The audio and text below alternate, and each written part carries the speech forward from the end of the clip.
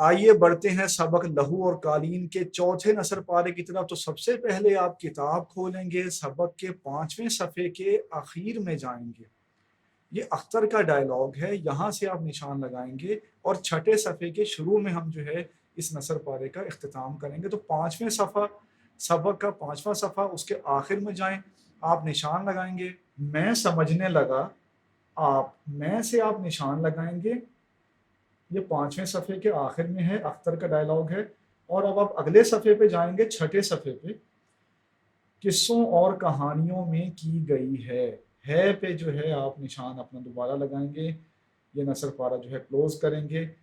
5वें सफ़े के आखिर से छठे सफ़े के शुरू में किस्से कहानियों में की गई है। तो सबसे पहले हम क्या करेंगे, हवाला मतन लिखेंगे। हवाला मतन में सबक का नाम लिख देंगे, मुसन्निफ का नाम लिख देंगे। इसके बाद बारी आती है सियाको सबाक की। तो सियाको सबाक में आप ये लिखेंगे कि अख्तर तजम्मुल को 2 साल पहले के वाक़यात बताता है। वो उसे याद दिलाता है कि 2 साल पहले वो एक तंगो तारीक गली में रहता था, उसे कुछ जानता नहीं था, वहाँ तजम्मुल की उससे मुलाकात हुई। उसके बाद आप ये लिखेंगे कि अख्तर की तस्वीरें कौड़ियों के भाव बिकती थीं।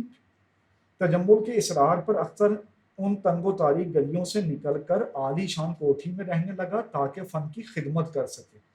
अख्तर तजम्मुल से कहता है कि इस शानदार कोठी में रहने से उसकी सलाहियतों पे बर्फ सी जम गई। उसके अंदर का फनकार मर गया। वो बस अपनी मुआशी ज़रूरियात पूरी करने के लिए नियाज़ी नाम के मुसव्विर से तस्वीरें बनवाकर तजम्मुल के सामने अपने नाम से पेश करता रहा। ये बातें आप लिख देंगे तो आपका सियाको सबक मुकम्मल हो जाएगा। आइए बढ़ते हैं चौथे नसर पारे की तशरीह की तरफ। इस नसर पारे की तशरीह का आगाज़ आप इन लफ्ज़ों में करेंगे कि अख्तर तजम्मुल से उन इब्तदाई दिनों का जिक्र कर रहा है जब वो नया नया आकर अन-निशात में ठहरा था। उस वक्त वो ये समझता था कि तजम्मुल एक अच्छा इंसान है, वो दौलतमंद ज़रूर है, लेकिन उसके सीने में जो दिल है उसमें इंसानियत मौजूद है। उसके बाद आप ये लिखेंगे कि तजम्मुल ने जब अख्तर को अपने पास ठहराया तो अपने अमीर कबीर दोस्तों को अख्तर के फ़न से मुतारिफ करवाया। अख्तर की तस्वीरें बड़े बड़े दफातर की जीनत बनवा दी। उसके अलावा उसने अख्तर की तस्वीरें मुल्क के मारूफ मैगजीनों और अखबारात में शाया करवाई, जिनकी वजह से अख्तर की शोहरत में बेहद इजाफा हुआ।